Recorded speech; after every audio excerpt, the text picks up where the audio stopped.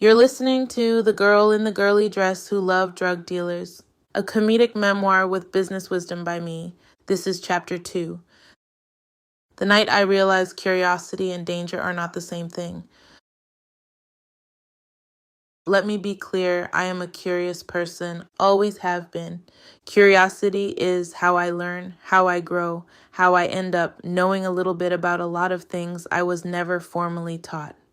Curiosity is also how I ended up in situations that required a very quick internal meeting with myself. This was one of those nights, and by the time I met him, I was 19, maybe 20, old enough to think I knew things, young enough to still be learning the hard way.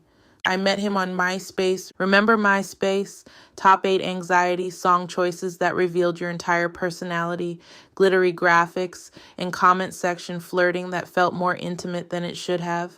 That's where we found each other. He was beautiful, Puerto Rican, dark brown eyes, the kind of face that looked like it should be on an album cover.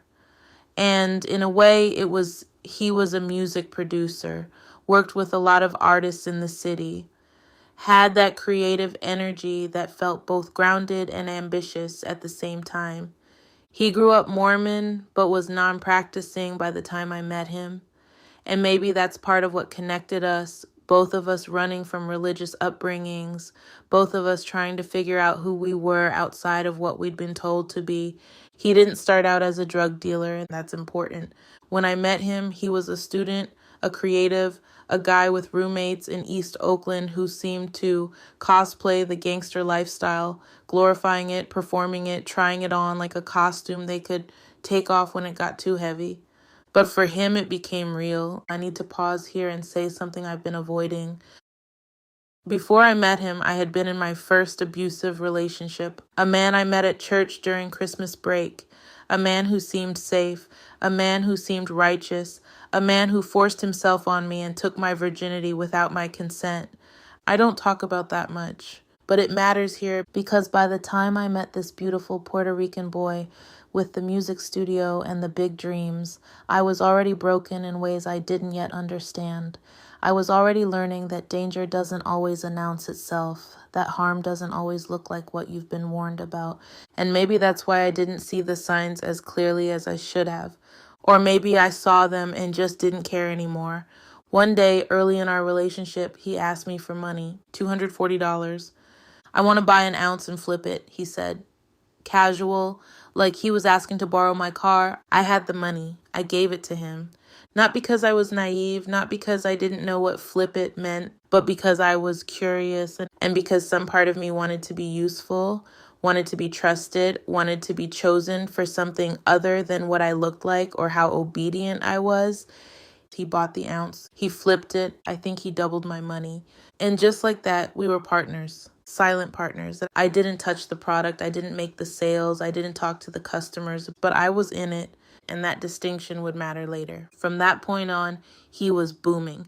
The money came fast, faster than I'd ever seen anyone make money legally.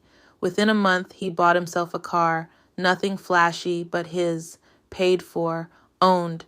And I watched it all happen, and I watched how he moved, how he talked to people, how he managed risk, how he kept his circle tight, how he never talked about business in public, how he compartmentalized his life so cleanly that most people had no idea what he was really doing. I was learning. I just didn't have language for it yet. One morning, he told me to get dressed. We're going to breakfast, he said. I smiled. I loved mornings with him, loved the version of us that felt normal, that felt like we were just two college kids in love, not two people navigating something we probably shouldn't have been. I put on a dress I'd gotten from Urban Outfitters, one he'd bought me. It was beautiful, soft, the kind of dress that made me feel put together without trying too hard. My hair was long and black, falling in curls down my back. I did my makeup light, just enough to look polished, not so much that it felt like armor. When I came out, he was already dressed. Ralph Lauren polo, head to toe. He loved that brand, loved the way it made him look. Clean, expensive, intentional, and his Levi jeans, always Levi's, perfectly fitted, not too baggy, not too tight. We looked good. We looked like fashion majors, like art students, like kids with bright futures who spent their weekends at brunch spots, Instagramming their avocado toast. We didn't look like what we were, and that was the point. Breakfast was perfect. We talked, laughed, held hands across the table. I ate slower than I needed to just to stretch the moment, just to live in the version of us that felt easy. But then he said it. We need to make a stop real quick. And just like that, the ease shifted, not dramatically, not obviously, just shifted. Okay, I said, because what else was I going to say? I didn't ask where, didn't ask why. I just trusted that whatever it was, it would be quick, that it wouldn't be a big deal. That's usually how it goes, right? We pulled up to a house, not a nice house, not a dangerous house, just a house. East Oakland, somewhere I didn't know, somewhere I wouldn't have gone alone. There were people outside, standing on the porch, leaning against the railing, watching us pull up. I felt their eyes on the car, on me. He parked, turned off the engine, looked at me. Stay here, he said. I'll be right back. I nodded and I sat there, alone, in a car, in a neighborhood I didn't know, wearing a dress from Urban Outfitters, watching him dap up someone on the porch before disappearing inside. That's when my body started talking to me. Not panic, not fear, just awareness. My shoulders tightened. My hands gripped the edges of my dress. My eyes scanned the street, the people, the windows. I wasn't relaxed. And there's a difference. Curiosity feels open. Danger feels tight. My body knew before my brain caught up. He wasn't gone long, maybe 10 minutes, maybe 15, but it felt longer. When he came back out, he was calm, unbothered, dapping people up on his way to the car like he'd just been catching up with old friends. He got in, started the car, pulled off, didn't explain, didn't apologize for making me wait, didn't ask if I was okay, just drove. And I sat there quiet, trying to process what had just happened. Nothing happened, but something shifted. We're going home, he said after a while. I need your help with something. I nodded. When we got back to his place, he brought out a full pound of weed, and he asked me to help him break it down. I'll teach you the process, he said. Just follow what I do. So I did. I watched him weigh it, separate it, bag it, label it, and then I did the same. My hands moved carefully, precisely, methodically. I followed the process to a T, and the whole time I was thinking, this is a system. Not chaos, not recklessness, a system. Inventory management, portioning, quality control, packaging. I was learning business. I just didn't call it that yet. When we finished, I asked to go home. Not because I was upset, not because I was scared, just because I needed space. Yeah, of course, he said, let me take you. On the drive, he thanked me. Your presence is grounding, he said. I appreciate you rolling with me today. I looked at him. You know you don't look like you belong in the spaces I take you, right? He continued. Around the weed, around the people, you look different. I didn't know if that was a compliment or an observation. But I love that, he said, smiling. It's perfect cover. And there it was. The truth I hadn't wanted to name. I wasn't just his girlfriend. I was camouflage. That night, sitting alone in my room, high, quiet, and very honest with myself, the lesson arrived fully formed. You need to know your lane, and you need to respect it. That was bigger than relationships. That was life, because I had spent years thinking being open-minded meant being available to anything. That adaptability was strength. That flexibility was maturity. Number. Discernment is maturity. Just because you can doesn't mean you should. Just because someone you love can navigate a space doesn't mean you're meant to. Watching him move through that space earlier, dapping people up, disappearing into that house, coming back calm and unbothered, had been fascinating. He was respected and not loud about it, just understood.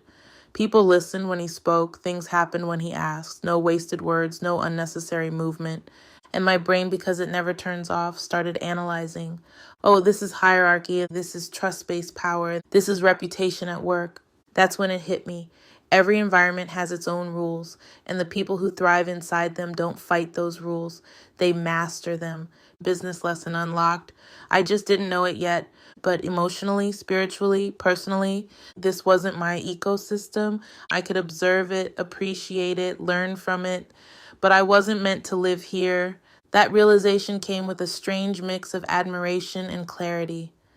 I admired how he navigated his world with ease. I respected the discipline it took to move carefully. I liked the way he handled himself. But I didn't want the consequences that came with it. I didn't want to be perfect cover. I didn't want to sit in cars wondering if something was about to go wrong. I didn't want to be useful because I looked harmless. I wanted to be chosen because I was someone, not because I could help him become something. Marijuana that night wasn't celebratory, it was grounding. It helped me process without spiraling, helped me release the what ifs, and land firmly in, okay, lesson received. And for the first time, I felt gratitude, not for the chaos, but for the clarity. I still cared about him, still admired parts of him, still loved his flavor, but the line between his life and my life was now visible. And once you see the line, pretending it's not there becomes impossible. Here's what no one tells you. Proximity is participation. Even when you're silent, even when you're just watching, even when you're just helping, you're in it. And being in it changes you.